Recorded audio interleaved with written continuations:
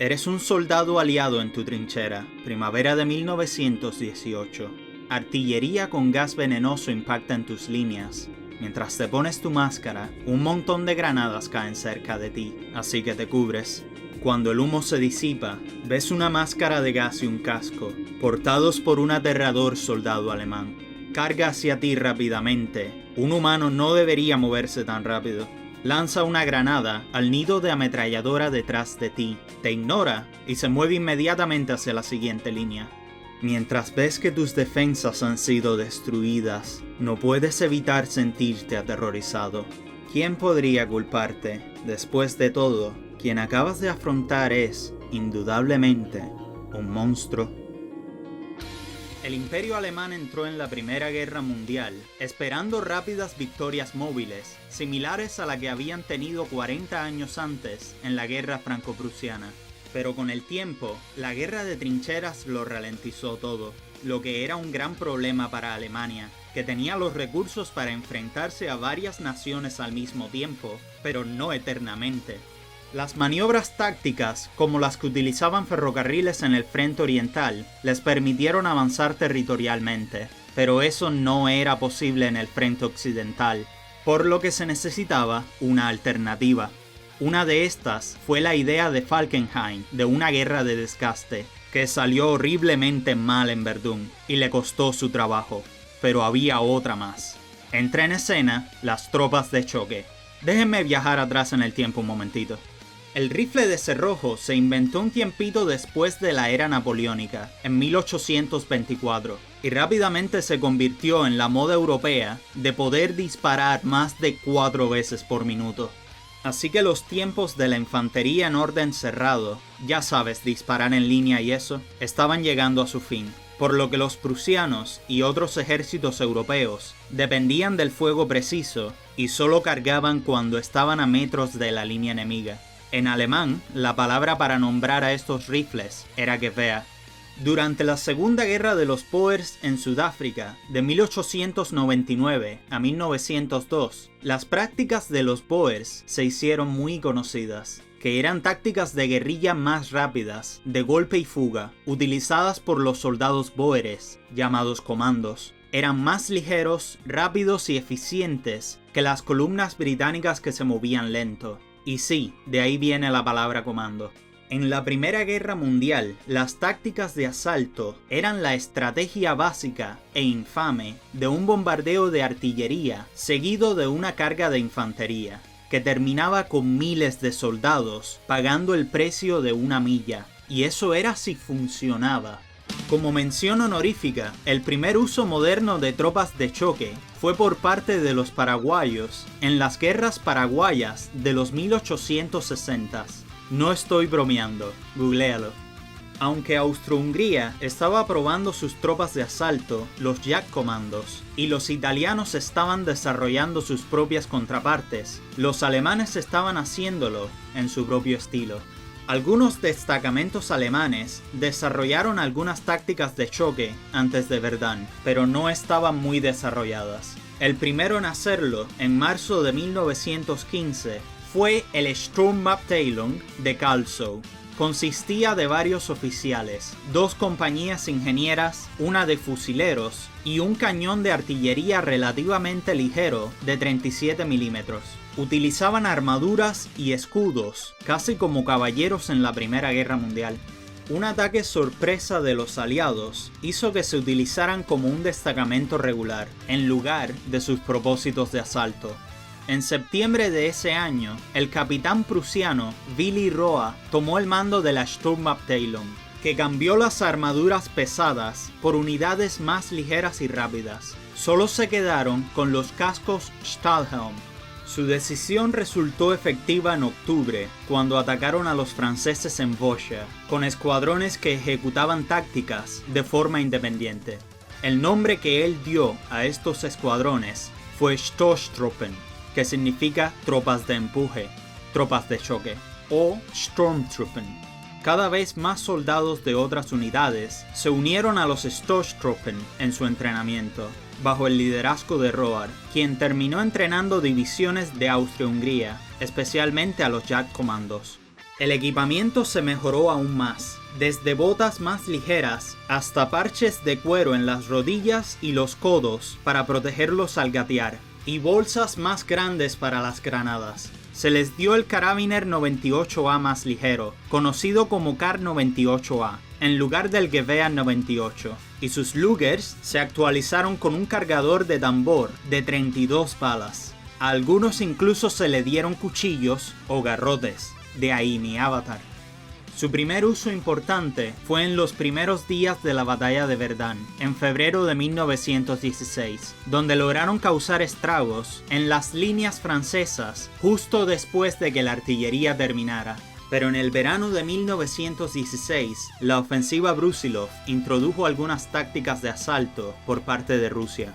Introdujeron a los Hunter Commandos, posiblemente inspirados en los Boer. Se les llama Hunters porque gran parte de su entrenamiento se llevó a cabo mientras cazaban.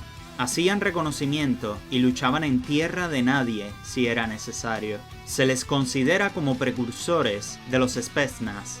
El capitán francés André Lafargue escribió un panfleto sobre tácticas de infiltración, inspirado en sus propias experiencias, que hablaba de prácticas como hacer que la primera oleada detectara defensas difíciles de derrotar, pero no las atacara, permitiendo que las siguientes oleadas lo hicieran con mayor probabilidad de éxito. Los alemanes capturaron este panfleto.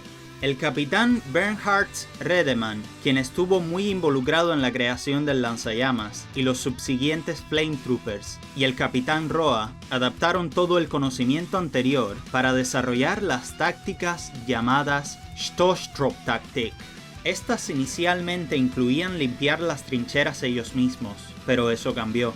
El modus operandi más eficaz era contar con escuadrones de los soldados mejor entrenados, liderados por suboficiales con capacidad de decisión independiente, que atravesarían tierra de nadie, perforarían una trinchera enemiga en los puntos más convenientes, provocando el caos de diversas maneras, y continuarían a la siguiente línea, para luego tener las siguientes oleadas, derrotando a las fuerzas ahora confusas y debilitadas.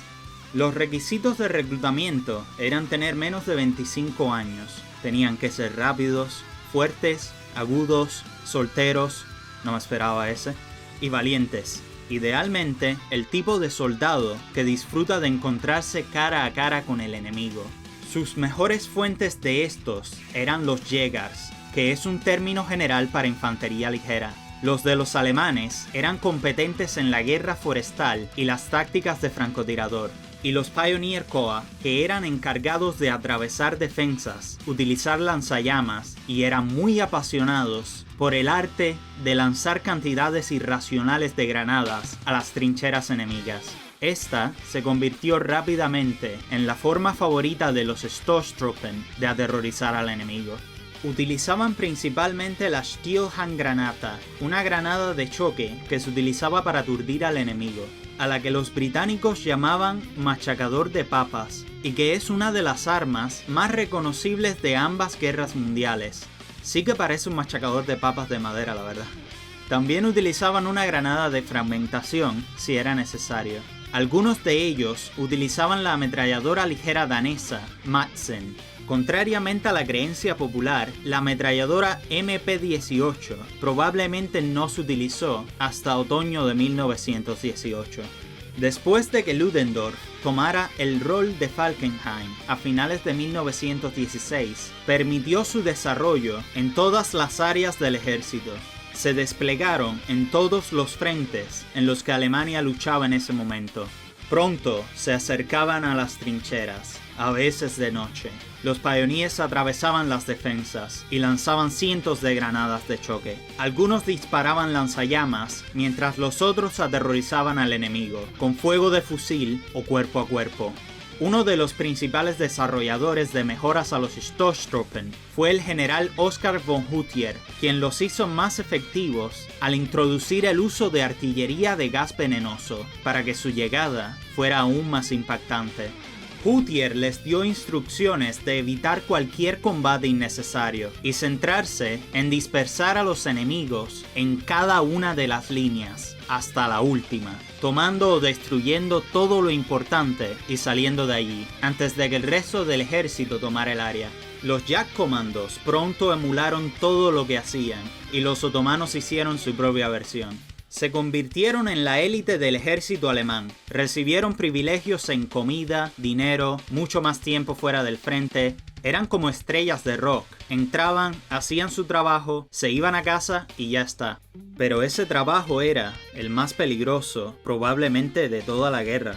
En algunos casos, se les animaba a cruzar la tierra de nadie, mientras la artillería alemana seguía disparando. Y a menudo lo hacían, a pesar del evidente riesgo. La tasa de bajas era bastante alta, y probablemente no se hablaba de ella para evitar el pánico.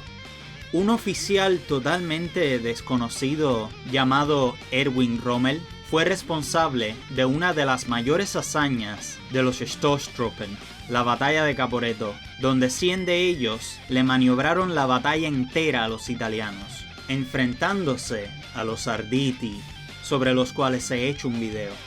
Sin embargo, se convertirían en el hombre del saco de la Gran Guerra durante la ofensiva de primavera alemana del 21 de marzo al 5 de abril de 1918, la Kaiserschlacht, la Guerra del Kaiser, donde utilizaron todo lo que habían aprendido para llevar a cabo una ofensiva exitosa, tomando las líneas británicas, no una, ni dos, ni tres, sino 4 veces seguidas, y por primera vez en 4 años, el estancamiento del frente occidental fue destruido.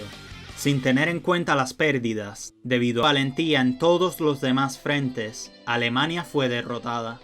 Su legado perduró con fuerza, ya que todos los partidos de la República de Weimar de la posguerra adoptaron su imagen. Casi como ángeles, eran los símbolos de la virtud, la competencia, la fuerza y el coraje de la época. Muchos veteranos se unieron al Partido Nacionalsocialista, Comunista o el monárquico Stahlhelm, pero los herederos más fuertes fueron los Freikorps o cuerpos de voluntarios, múltiples paramilitares de derecha. Sus orígenes están vinculados a la lucha contra el dominio napoleónico 100 años antes. Un dato curioso, se cree que los colores del uniforme de los Freikorps de Lützow inspiraron la bandera de la República de Alemania. Trabajaron para el Partido Socialdemócrata o incluso para el propio gobierno, y en su mayoría ejecutaron la Stoßtrupp-Taktik con eficacia en su guerra civil contra el levantamiento comunista espartaquista en 1919, con 500.000 de miembros oficiales y otros 1.5 millones de facto, muchos de ellos veteranos que fueron brutalizados por la guerra y probablemente sufrían estrés postraumático. También pelearon contra los bolcheviques en Letonia, Polonia y Prusia Oriental, donde muchos cometieron crímenes en nombre de la democracia o de Alemania, aunque muchos de ellos lo desaprobaron.